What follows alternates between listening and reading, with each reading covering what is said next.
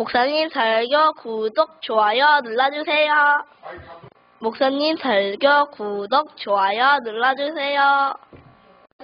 목사님 설교 구독, 좋아요 눌러주세요. 목사님 설교 구독, 좋아요 눌러주세요.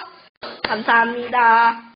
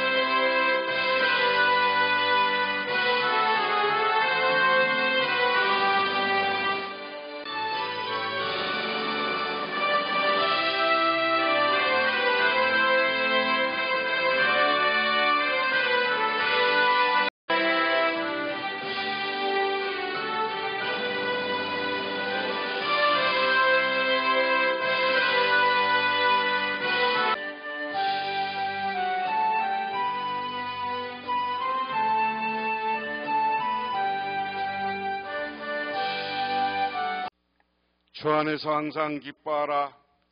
내가 다시 말하노니 기뻐하라. 너희 모든 관용을 사람에게 알게 하라. 주께서 가까우시느니라. 아무것도 염려하지 말고 다만 모든 일에 기도와 간구로 너희 구할 것을 감사함으로 하나님께 아뢰라. 그리하면 평강의 하나님이 너희와 함께 계시리라. 하나님 고맙습니다. 오늘 수요일을 맞이해서 이렇게 주님의 교회에 나와 저희들 기도하며 간구하며 말씀을 듣고 은혜 받습니다. 이 시간 아버지 하나님 간절히 바라옵고 나옵기는 주님께서 임재하여 주시고 성령 충만하게 하여 주시옵소서. 그래서 우리가 성령의 능력받아 나가서 그리스도의 증인이 되게 하시고 그로 인하여서 우리 복명교회가 부흥하게 하시며 우리가 새롭게 이전 과정을 통해서 새롭게 세워지게 하옵소서. 또한 우리의 가정과 자녀와 자손들을 붙잡아 주시고 영육 간에 강건함으로 채워 주시옵소서. 예수님 이름 받들어 기도드리옵나이다. 아멘. 하나님의 말씀 봅니다. 하나님의 말씀은 사도행전 2장 1절부터 13절 신약성경 188쪽입니다. 오순절 날이 이미 이르매 그들이 다 같이 한 곳에 모였더니 호련히 하늘로부터 급하고 강한 바람 같은 소리가 있어 그들이 앉은 온 집에 가득하며 마치 불의 혈처럼 갈라지는 것들이 그들에게 보여 각 사람 위에 하나씩 임하여 있더니 그들이 다 성령의 충만함을 받고 성령이 말하게 하심을 따라 다른 언어들로 말하기를 시작하니라. 그때 경건한 유대인들이 천하 각국으로부터 와서 예루살렘에 머물러 있더니 이 소리가 남에 큰 무리가 모여 각각 자기의 방언으로 제자들에게 말하는 것을 듣고 소동하여 다 놀라 신기하게 여겨 이르되 보라 이 말하는 사람들이 다 갈릴리 사람이 아니냐. 우리 각 사람이 난 곳 방언으로 듣게 되는 것이 어찌 됨이냐. 우리는 바데인과 메데인과 엘람인과 또 메소포타미아와 유대와 갑바도기아 본도와 아시아 부르기니아와 밤빌리아 애굽 및 구레네에 가까운 리비아 여러 지방에 사는 사람들로 로마로부터 온 나그네 곧 유대인과 유대교에 들어온 사람들과 그레데인과 아라비아인들이라. 우리가 다 우리의 각 언어로 하나님의 큰 일을 말함을 듣는도다 하고 다 놀라며 당황하여 서로 이르되 이 어찌 된 일이냐 하며 또 어떤 이들은 조롱하여 이르되 그들이 세술에 취하였다 하더라. 아멘. 영국이 낳은 청교도 신앙과 존 번연 목사님에게 대한 이야기입니다. 국왕의 명을 어긴 죄로 감옥에 갇혀 있었습니다. 어느 날 옥사장이 번연 목사님께 윗사람 모르게 옥문을 열어주면서 집에 가서 사모님과 식구를 잠깐 뵙고 오시라고 하였습니다. 얼마쯤 가다가 목사님이 뒤돌아오기에 왜 오셨냐고 묻는 옥사장에 목사님은 이렇게 말했습니다. 당신의 호의는 고마우나 성령이 인도하는 길이 아니라서 돌아왔습니다. 그로부터 1시간 후에 이 나라 국왕이 직접 감옥을 시찰하러 하면서 존번연 목사님을 확인하고 돌아갔습니다. 이때 옥사장은 다음과 같은 말을 했습니다. 목사님께서 성령의 인도하심을 따라 행동하셨기에 목사님도 살고 나도 살았습니다. 이제 제가 언제 목사님께 가시라 오시라 하지 않을 테니까 목사님 마음에 비쳐 오는 성령의 인도하심을 따라 가시고 싶을 때 가셨다가 오시고 싶을 때 오시기 바랍니다. 라고 이야기를 했다. 우리가 인생을 살면서 수많은 선택의 기로에 설 때가 있습니다. 세상을 사는데 결코 내 고집과 방법대로만 살아서는 안 됩니다. 우리는 기도하며 성령의 인도를 따라 생활하시기 바랍니다. 양심에 비춰오는 주의 음성을 귀를 기울이고 내심 비춰오는 성령의 지시함을 따라 행동해야 된다. 성령의 인도하심을 따라 살아라. 오늘은 1절에서 3절은 성령의 임재, 강림, 우리 순우리말로 하면 오심 같은 말이에요. 오심에 대한 이야기고, 그 다음에 4절부터 13절은 성령 받은 사람들이 성령 충만 이렇게 표해요. 성령을 임재를 경험하고 성령 충만한 사람들이 나가서 예수의 증인이 되는 거예요. 증인이 되는 건 뭐라고 그랬어요? 전도를 하는 겁니다. 그런데 이 전도를 할 때 어떻게 전도가 됐냐? 방언을 했다. 여기서 방언은 신비한 방언이 아니라 우리로 얘기하면 강나라 말입니다. 강나라 말. 자, 성령의 강림 임재인데요. 오순절 날이 되어서 그들은 모두 한 곳에 모여 있었다. 개역 개정 여러분이 가지고 있는 성경에는 오순절 날에 이미 이름에 그들이 다 같이 한 곳에 모였더니 오순절은 6월절로부터 50일째 되는 날입니다. 정월 아비몰 14일은 6월절이고 정월 14일부터 50일째 되는 날이 오순절이다. 레위기 23장 15절에서 16절에 보면 안식일 이튿날 곧 너희가 요제로 단을 온 날부터 세워 7 안식일의 수요를 채우고라고 했습니다. 여기서 안식일은 6월절을 가리키는 것이고 그러므로 6월절 다음 날부터 세워서 49일이 지난 그 이튿날이 오순절입니다. 그때 전통은 6월절부터 47절 49일이 지난 안식일 이날이 오순이라는 말이 뭐예요? 숫자가 열흘이라는 말에 열. 한문으로 열을 순이라고 해. 열. 오순절은 다섯 열절. 열이 다섯 있는 게 오순절이에요. 이해가 가세요?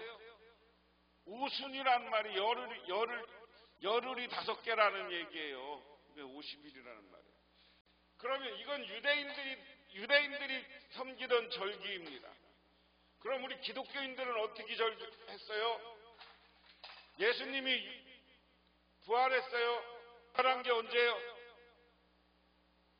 유월절 다음 날입니다. 유월절의 마지막은 안식일 토요일인데 우리는 부활주일이에요.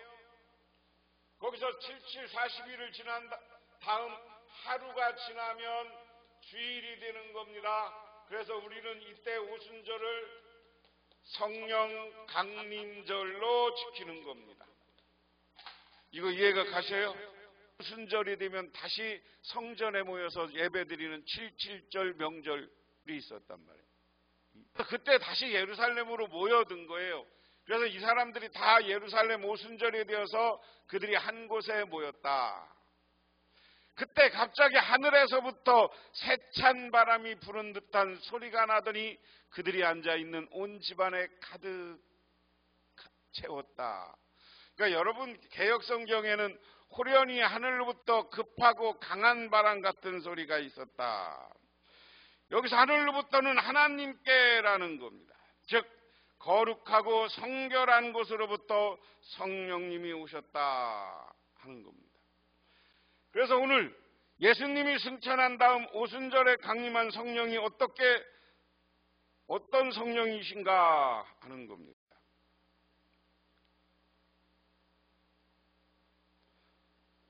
그래서 요한복음 14장 16절에는 또 다른 보혜사를 너희에게 주사 영원토록 너희에게 함께 있을지라 라고 했어요. 이스라엘의 절기에 모였는데 그 현상은 뭐냐?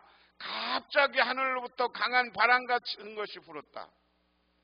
그리고 씩 하면서 소리가 난 거예요. 그냥 성령님이 소리 없이 온 게 아니요, 씩 하는 소리와 함께 그들이 앉아있는 온 집안에 씩씩거리면서 그런 소리가 가득한 겁니다. 그 다음에 그리고 불길이 솟아오를 때 하늘로부터 세찬 바람 같은 것이 불어서 소리를 나며 그들이 모여있는 마가의 다락밤에 가득 채웠는데 그곳에서 다시 불길이 솟아올 때 혓바닥이 갈라지는 것처럼 혀들이 그에게 나타나더니 불길과 함께 위에서부터 혓바닥 갈라진 것 같은 혀들이 나타났다. 이게 성령의 현상이에요. 그리고 각 사람 위에 그것이 내려앉았다. 바람과 함께 불길 같은 것인데 혓바닥같이 생긴 불들이 각 사람들에게 임재했다. 이게 이제 성령 강림의 현상이다. 오늘날은 이것과 똑같이 나타나는 건 아니에요. 여러 가지 현상이 있지만 이때 성령 강림의 현상은 이거였다. 자, 그래서 여기에 이제 어떤 분이 의미를 이야기했어요. 성령을 바람으로 상징하는 것은 바람은 임의로 부른 것 같지만 성령이 하나님의 절대적인 주권으로 일하는 것을 상징한다. 두 번째, 바람이 자체는 보이지 않지만 바람이 사물에 부딪힐 결과를 보아서 강한지 약한지 그 방향을 알 수 있다. 이와 같이 성령이 사람에게 임하여 일해놓은 결과를 보아 그 성령이 어떠한 분이신지는 우리가 알 수 있다.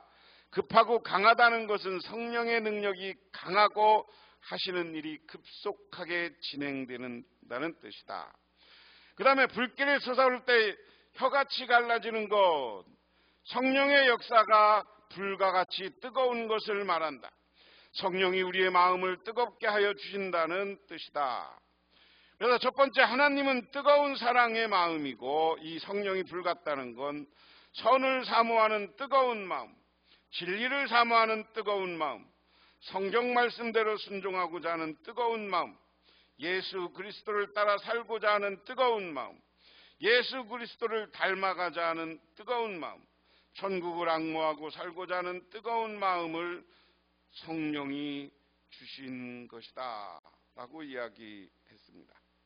그래서 성령은 우리에게 뜨거운 마음을 주는 것, 불과 같다는 건 불이 확 왔다는 것의 의미도 있지만 우리 마음을, 가슴을 뜨겁게 해요. 우리가 성령 받으면 어때요? 내가 열심히 교회 일하고 뭐하고 아까 7가지 현상이 나타나는 거요. 기도도 열심히 하고 막 하는 거야. 그런데 여러분들이 성령 받았다가 이런 신앙이 왜 식어? 그건 성령이 떠났다는 얘기예요. 그런 현상을 보면 우리 더 기도해서 다시 성령 받고 우리가 열정과 뜨거움을 만들어내야 되는데, 지금 우리 교회들이, 한국 교회들이 이 뜨거움이 사라지고 나니까 교회가 줄어요. 교인이 줄어요. 늘어요. 줄어요. 그러다가 뜨거운 마음이 없어지니까 뭐요? 맨 사고들만 느끼고 쌈박질하는 거, 교인들의 딱 뜨거운 이야기, 입으로 담을 수 없는 스캔들, 이런 것만 가득 한국 교회에 채워지는 거예요. 이렇게 채워지면 어떻게 해요? 하나님이 우리에게서 떠나는 거예요. 그래서 우리도 더 기도하시기 바랍니다. 여러분 마음속에 성령을 지금 모시고 있는지 안 모시고 있는지 여러분 개인적으로 파악하시고 뜨겁게 기도해서 뜨거운 마음, 뜨거운 신앙, 열정을 회복하시기를 주님의 이름으로 축원합니다. 불의 혀 같으라는 것은 혀의 맛을 아는 것과 말을 하는 두 가지 기능이다. 성령은 하나님의 말씀과 기도의 맛을 알게 하여 주는 거고, 성령은 하나님의 말씀을 전도하는 힘과 능력을 주신다 하는 겁니다. 그래서 마가의 다락방에 모인 수많은 무리에게 오늘 성령이 임했습니다. 황희성 씨가 쓴 성령이 계시네 할렐루야 내게 계시라는 책 제목은 찬송가의 가사를 옮겨 놓은 것입니다. 그는 2001년에 3월에 위암으로 세상을 떠나기까지 찬송가 이 성령이 계시네를 하루에 3번씩 또는 5번씩 불렀다고 합니다. 이 황희성 씨는 소년 시절에 절도와 폭력, 강도, 강간 등의 닥치는 대로 죄를 저질렀습니다. 그래서 교도소에 여러 번 다녀왔습니다. 그런데 1970년 12월 7개월의 복역 잔류기간을 앞두고 안양 교도소로 이송되는 상황이 생겼습니다. 새롭게 지정된 감방에 들어가니 고참들이 고통을 주기 시작했습니다. 화가 난 황희성 씨도 육탄전으로 맞섰지만 그때마다 늑실하게 맞고는 불을 사귈 수가 없었습니다. 그러던 어느 날 그는 감방 안의 변기통 옆에서 한 죄수가 그들의 싸움을 보며 눈물로 하나님께 기도하는 것을 발견합니다. 기도에 미친 그 사람은 눈물도 닦지 않은 채 황희성 씨의 피를 닦고 간호해 주었다고 합니다. 그때 황희성 씨는 가슴에 마치 불덩이가 날아와서 불이 붙는 것처럼 뜨거워졌다고 합니다. 그로부터 황희성 씨는 착실한 신자 제수와 친하게 지내면서 그리스도를 영접했고 성경을 읽으면서 뜨거운 성령의 은혜를 체험하게 되었습니다. 황희성 씨가 변화하는 모습을 본 교도소 측은 3개월 앞당겨 출소시켜 주었습니다. 그 이후 그는 날마다 이 찬송을 불렀습니다. 성령이 계시네 할렐루야 내게 계시네. 이렇게 성령의 불씨 중에 가장 의력 있는 불씨라 한 죄수의 마음을 태우고 그로 하여금 영혼 구원에 동참하게 했다. 성령이 계시네 주와 함께 하시네 이 찬송 부르면서 막 전도한 거예요. 이것처럼 성령은 우리에게 뜨겁게 합니다. 그 다음에 이렇게 성령 받으면 그 다음에 나오는 현상이에요. 우리가 성령의 강림인데 성령 받으면 전도를 시작한다. 오늘 4절 그들이 모두 성령이 충만하여 성령이 시키는 대로 각각 방언으로 말하기 시작하였다. 각각 방언으로 말하기 시작하였다. 예루살렘은 경건한 유다 사람이 세계 각국에 와서 살고 있었다. 자, 13절부터 14절은 무슨 얘기냐? 이제 성령의 임재를 경험한 거예요. 임재를 경험하니까 성령의 임재의 첫 번째 현상이 뭐냐? 방언을 하는 거였어요. 방언은 세 가지 방언이 있습니다. 첫 번째는 배우지 않아도 다른 나라 말을 해. 우리가 기도하다 보면요, 배우지 않아도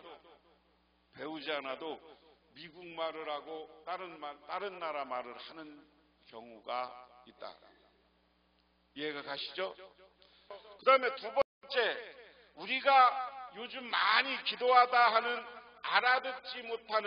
알아듣지 못하는 말.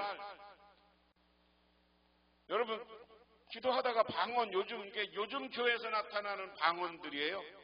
방언으로 하면 우리가 무슨 말인지 모르잖아요. 그래서 방언이 은혜 받기 위해서는 어떤 거예요? 그 방언의 기도나 방언의 뜻을 알기 위해서는 하나님이 같이 주는 은사가 있어. 그 사람에게 주진 않지만 우리가 통역의 은사. 이야기는 고린도전서 14장 이전에 방언을 말하는 자는 사람에게 하지 말고 하나님께 하나니 이는 알아듣는 자가 없고 그 영의 비밀을 말함이라. 그래서 우리가 오늘날 방언은 하나님께 하라고, 사람한테는 방언하지 말라는 거예요. 방언한다고 사람한테 방언으로 뭐라고 떠들지 말라는 거예요. 통역하는 사람이 있을 때만 방언으로 사람에게 자기 의미를 전달하고, 그래서 오늘 우리가 하는 방언은 하나님과 우리의 소통을 위한 방언이다. 세 번째는 새 방언이라는 게 있다. 이 새 방언이라는 것은 성경 말씀을 새롭게 깨달아 자기 나라 말로 말하는 것이다. 신령의 난 세계에 들어가서 하나님의 말씀을 새롭게 깨달은 것은 처음 듣는 말이요, 그 내용은 새로운 말이다. 그러므로 이것은 새 방언이다. 성경은 히브리어와 헬라어로 되어 있어요. 히브리어, 헬라어 성경을 과거에 읽을 때 요즘 이 번역이 되기 전에 자기 나라 말로 번역이 되었다. 이게 새 번역입니다. 그래서 여기에서 예루살렘의 경건한 유대 사람들이 각국에서 와서 살고 있었다. 그래서 각 나라 말을 하는 거예요. 오늘 그런데 이 말소리가 나니 많은 사람들이 모여서 각각 자기네 지방 말로 제자들이 말하는 것을 듣고 어리둥절하였다. 그들은 놀라서 신기하게 여기면서 말하였다. 보시오, 이 말하는 사람들은 모두 갈릴리 사람이 아니오.